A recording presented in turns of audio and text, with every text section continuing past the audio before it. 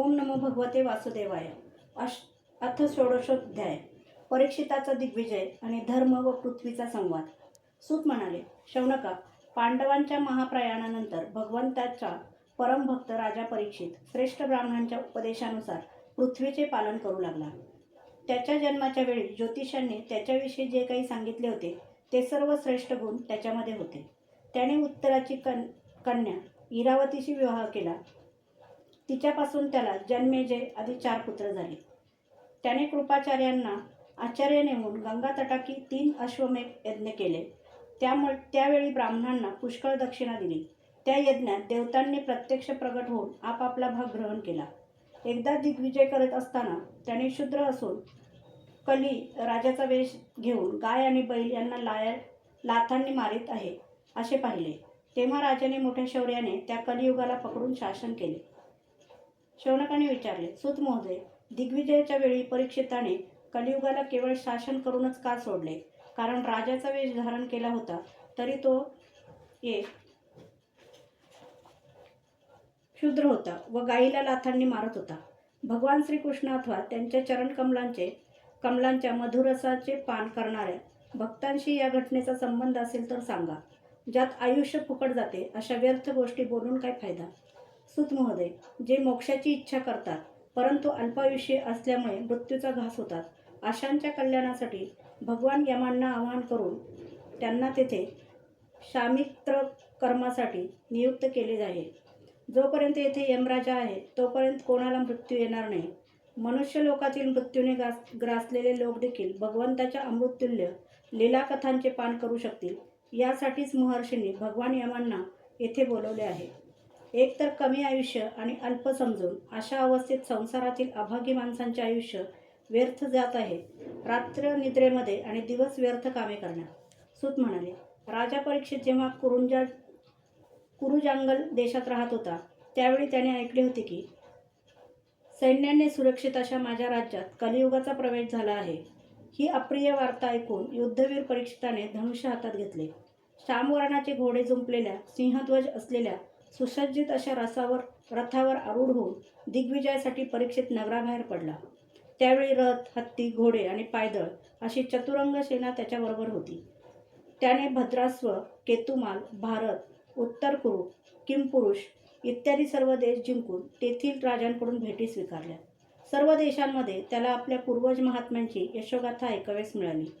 त्या यशोगानातून पदोपदी भगवान श्रीकृष्णांचा महिमा प्रकट होत होता. श्रीकृष्णांनी अश्वत्थाम्याच्या ब्रह्मास्त्राच्या ज्वालांपासून कोणत्या प्रकारे त्याचे रक्षण केले, यादव आणि पांडव यांचे एकमेकांवर किती प्रेम होते, तसेच पांडवांची श्रीकृष्णांवर किती भक्ती होती, हे सर्व त्याला ऐकावयास मिळाले. जे लोक त्याला हे चरित्र ऐकवित होते त्यांच्यावर महात्मा राजा परीक्षित अत्यंत प्रसन्न होई. त्याचे डोळे प्रेमाश्रूंनी भरून येत. मोठ्या उदार अंतःकरणाने तो त्यांना बहुमोल वस्त्रे आणि मोत्यांचे हार भेट म्हणून देत असे. त्याला असेही ऐकावयास मिळाले होते की अत्यंत प्रेमामुळे भगवान श्रीकृष्णांनी पांडवांचे सारथ्य केले. ते त्यांचे सभासद झाले.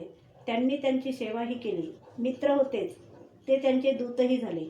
रात्री शस्त्र हातात घेऊन वीरासन घालून ते बसत व शिबिरावर पहारा देत. त्यांच्या मागे मागे जात त्यांची स्तुती व त्यांना प्रणाम करीत. इतकेच काय, आपल्या प्रेमपात्र पांडवांच्या चरणांवर सर्व जग त्यांनी झुकवले. हे ऐकून भगवान श्रीकृष्णांच्या चरणकमलावर परीक्षिताची भक्ती अधिकच दृढ होईल. अशा प्रकारे दिवसेंदिवस परीक्षित पांडवांच्या आचरणाचे अनुकरण करीत दिग्विजय करीत होता. त्याच दिवसात त्याच्या शिबिरापासून थोड्याच अंतरावर एक आश्चर्यकारक घटना घडली. ती मी आपल्याला ऐकवितो. बैलाचे रूप धारण करून धर्म एका पायावर चालत होता. एके ठिकाणी त्याला गायीच्या रूपात पृथ्वी भेटली. पुत्राच्या मृत्यूच्या दुःखाने माता जशी दुःखी होते त्याप्रमाणे गायीच्या नेत्रातून अश्रू वाहत होते. तिचे शरीर निस्तेज दिसत होते. धर्माने पृथ्वीस विचारले. धर्म म्हणाला, हे कल्याणी, तू सुखरूप आहेस ना? तुझे मुख म्लान झाले आहे, तू निस्तेज झाली आहेस, तुझ्या मनात काहीतरी सलत आहे असे वाटते. आई, तुझे कोणी स्नेही दूरदेशी गेले आहेत का आणि तू त्यांची चिंता करीत आहेस काय? माझे 3 पाय तुटले आणि एकच राहिला म्हणून तू माझीच चिंता करीत नाहीस ना? क्षुद्र तुझ्यावर आता शासन करतील यासाठी तू शोक करीत आहेस का? ज्यांना आता यज्ञामध्ये आहुती दिली जात नाही त्या देवतांसाठी तुला खेद होत आहे का काय? किंवा पाऊस न पडल्यामुळे त्रस्त झालेल्या प्रजेसाठी तर तू खेद करीत नाहीस ना? हे पृथ्वी, राक्षसासारखे वर्तन असणाऱ्या माणसांकडून अरक्षित स्त्रिया आणि पीडित बालके यांच्यासाठी तू शोक करीत आहेस काय? निषिद्ध कर्म करणाऱ्या ब्राह्मणांच्या हाती विद्या पडली आहे आणि ब्राह्मणद्रोही राजांची सेवा करण्यात ब्राह्मण गुंतले आहेत. याचे तुला दुःख होत आहे काय? आजकालचे नाममात्र राजे संपूर्णपणे कलियुगी प्रवृत्तीचे झाले आहेत. त्यांनी मोठमोठे देश उजाड केले आहेत. आजकालचे लोक तर खाणेपिणे, स्नान आणि स्त्री सहवास इत्यादींमध्ये शास्त्रीय नियमांचे पालन न करता स्वैराचारी झाले आहेत. त्यांच्यासाठी तू दुःखी आहेस काय? हे माते, भगवान श्रीकृष्णांनी तुझा भार नाहीसा करण्यासाठी अवतार घेऊन मोक्षाला कारणीभूत लीला केल्या आणि अंतर्धान पाहून तुझा त्याग केला. त्यांची तुला आठवण येते का? हे वसुंधरे, तू ज्यामुळे इतकी दुर्बल झाली आहेस त्या तुझ्या दुःखाचे कारण मला सांग. असे वाटते की बलवानांनाही नेस्तनाबूत करणाऱ्या या काळाने देवतांनाही वंदनीय असे तुझे सौभाग्य हिरावून घेतले असावे. पृथ्वी म्हणाली, हे धर्मा, तू आता मला जे काही विचारित आहेस ते सर्व तुला ठाऊक आहे. सत्य, पवित्रता, दया, क्षमा, त्याग, संतोष, सरलता, क्षम, दम, तप, समता, तितिक्षा, उपरती, शास्त्रविचार, ज्ञान, वैराग्य, ऐश्वर्य, वीरता, तेज, बल, स्मृती, स्वतंत्रता, कौशल्य, कांती, धैर्य, कोमलता, निर्भीकता, विनय, शील, साहस, उत्साह, बल, सौभाग्य, गंभीरता, स्थिरता, आस्तिकता, कीर्ती, गौरव आणि निरहंकारिता या 39 सहज गुणांनी युक्त अशा 4ही चरणांद्वारा तू सर्व संसाराला सुखी करत होतास. वरील गुणांखेरीज महत्वाकांक्षी पुरुष ज्यांची इच्छा करतात असे अन्य पुष्कळ गुण भगवंताची सेवा करण्यासाठी त्यांच्या ठायी नित्यवास करतात. त्या सर्व गुणांचे आश्रयस्थान असलेले सौंदर्यधाम असे भगवान श्रीकृष्ण यांनी यावेळी ही सृष्टी रहित झाली असून पापमय कलियुगाच्या वाईट नजरेची शिकार बनली आहे. हे पाहून मला फार दुःख होत आहे. स्वतःसाठी सर्व देवतात श्रेष्ठ असणाऱ्या तुझ्यासाठी तसेच देवता, पितर, ऋषी, साधू आणि सर्व वर्णाश्रमांच्या मनुष्यासाठी मला दुःख होत आहे. लक्ष्मीचा कृपा कटाक्ष प्राप्त करण्यासाठी ब्रह्मा आदी देवता भगवंतांना शरण जाऊन पुष्कळ दिवसपर्यंत तपश्चर्या करीत, परंतु तीच लक्ष्मी आपले निवासस्थान असलेल्या कमलवनाचा त्याग करून मोठ्या प्रेमाने भगवंताच्या ज्या चरणकमलांच्या सौभाग्ययुक्त छत्रछायेचा आश्रय घेते, त्याच भगवंतांच्या कमल, वज्र, अंकुश, ध्वज आणि आदी चिन्हांनी युक्त असलेल्या श्रीचरणांनी मी विभूषित झालेली असल्याने मला मोठेच वैभव प्राप्त झाले होते आणि तिन्ही लोकांहून माझे महत्त्व अधिकच होते. परंतु माझ्या त्या भाग्याचा आता शेवट झाला आहे. अभागिनी असलेल्या मला भगवंतांनी सोडून दिले आहे. मला असे वाटते की माझ्या सौभाग्याचा मला गर्व झाला होता, म्हणून त्यांनी मला हा दंड केला आहे. आपले 3 पाय नष्ट झाल्याने तू मनातून कुढत होतास, म्हणून आपल्या पुरुषार्थाने तुला आपल्यामध्येच परिपूर्ण आणि स्वस्थ करण्यासाठी ते अत्यंत रमणीय असे श्यामसुंदराचे रूप घेऊन यदुवंशात प्रगट झाले आणि असुरवंशी राजांचा शेकडो अक्षौहिणी सैन्याच्या रूपाने माझ्यावर असणारा भार त्यांनी नष्ट केला, कारण ते स्वतः अगदी स्वतंत्र होते. त्यांनी आपल्या स्नेहार्द दृष्टीने, मधुर हास्याने आणि गोड शब्दांनी सत्यभामा इत्यादी मधुमधुर मानिनींच्या मानाबरोबर त्यांचे धैर्य नाहीसे केले होते आणि ज्यांच्या चरणकमलांच्या स्पर्शाने मी सदैव रोमांचित होत असे, त्या पुरुषोत्तम भगवान श्रीकृष्णांचा विरह कोणाला सहन होईल बरे? धर्म आणि पृथ्वी यांच्या अशा प्रकारे आपापसात संवाद चालू असताना राजर्षी परीक्षित पूर्ववाहिनी सरस्वती नदीच्या तटावर येऊन पोहोचला. अध्याय 16 समाप्त. अथ सप्तदशाध्याय. महाराज परीक्षितांकडून कलियुगाचे दमन. सूत म्हणाले, हे शौनका, तेथे गेल्यावर राजा परीक्षिताला असे दिसले की एक राजाचा वेश धारण करणारा क्षुद्र हातात काठी घेऊन एक गाय आणि एक बैलाच्या जोडीला अशा रीतीने मारत होता की त्यांना कोणी वाली नाही. कमलातील तंतूप्रमाणे शुभ्र रंगाचा बैल एका पायावर उभा राहून थरथर कापत होता आणि त्या शूद्राच्या मारण्यामुळे दुःखी आणि भयभीत होऊन मूत्रत्याग करीत होता. धार्मिक कृत्यांसाठी दूध, तूप असे आहुतीचे पदार्थ देणारी गाय सुद्धा शूद्राच्या वारंवार लत्ताप्रहारांनी अत्यंत दुःखी झाली होती. एकतर ती अशक्त होती, शिवाय तिचे वासरूही तिच्याजवळ नव्हते. तिला भूक लागली होती, त्यामुळे तिच्या डोळ्यातून अश्रू वाहत होते. स्वर्णजडित रथात बसलेल्या राजा परीक्षिताने आपले धनुष्य सज्ज केले आणि घनगंभीर आवाजात त्याने शूद्राला विचारले, अरे, स्वतः बलवान असूनही माझ्या राज्यातील दुर्बल प्राण्यांना बलपूर्वक मारणारा तू कोण आहेस? एखाद्या नटाप्रमाणे राजाचा वेश तू धारण केला आहेस, पण तुझे कृत्य तर क्षुद्रासारखे दिसत आहे. अर्जुनासह श्रीकृष्णांच्या परमधामाला जाण्याने निर्जन स्थानात निरपराधांवर अशा प्रकारे प्रहार करणारा तू अपराधी आहेस, म्हणून वध करण्यास योग्य आहेस. परीक्षिताने धर्माला बैलाला विचारले, बीसतंतूप्रमाणे तुझा श्वेतवर्ण आहे, आणखी 3 पाय नसलेला तू एकच पायावर फिरतोस. हे पाहून मला फार दुःख होत आहे. बैलाच्या रूपात तू कोणी देव आहेस काय? सध्या ही पृथ्वी कुरुवंशी राजांच्या शौर्यामुळे सुरक्षित आहे. तेथे तुझ्याशिवाय अन्य कोणाही प्राण्याला दुःखाने अश्रुपात करताना मी पाहिले नाही. हे धेनुपुत्रा, तू आता शोक करू नकोस, या क्षुद्राचे भय बाळगू नकोस. गोमाते, मी दुष्टांना शासन करणारा असताना तू अश्रू ढाळू नकोस, तुझे कल्याण असो. हे देवी, ज्या राज्यामध्ये दुष्टांच्या उपद्रवामुळे सर्व प्रजा त्रस्त झालेली असते, त्या उन्मत्त राजाची कीर्ती, आयुष्य, ऐश्वर एवढेच काय परलोकही नष्ट होतो. दुःखितांचे दुःख दूर करणे हा राजाचा परमधर्म आहे. हा महादुष्ट आणि प्राण्यांना पीडा देणारा आहे, म्हणून मी याला मारून टाकतो. हे सुरभिनंदना, तू तर 4 पायांचा पशु आहेस. तुझे 3 पाय कोणी तोडले? जे राजे श्रीकृष्णांचे भक्त आहेत, त्यांच्या राज्यात कोणीही आपल्यासारखा दुःखी असता कामा नये. हे वृषभा, तुझे कल्याण असो. मला सांग की तुझ्यासारखा निरपराध साधुवृत्तीच्या प्राण्याच्या अवयव तोडून कोणत्या दुष्टाने पांडवांच्या कीर्तीला कलंक लावला? जो कोणी निरपराध प्राण्यांना पीडा देतो, तो कोठेही असला तरी त्याला माझ्याकडून अवश्य भय राहील. दुष्टांचे दमन केल्याने साधूंचे कल्याणच होते. जी उन्मत्त व्यक्ती निरपराध प्राण्यांना दुःख देते, ती साक्षात देवता असली तरी मी त्या व्यक्तीचे बाजूबंद घातलेले हात तोडून टाकीन. आपत्काल नसताना शास्त्रमर्यादा उल्लंघन करणाऱ्यांना शास्त्रानुसार शासन करून धर्मानुसार वागणाऱ्या लोकांचे पालन करणे हाच राजाचा परमधर्म आहे.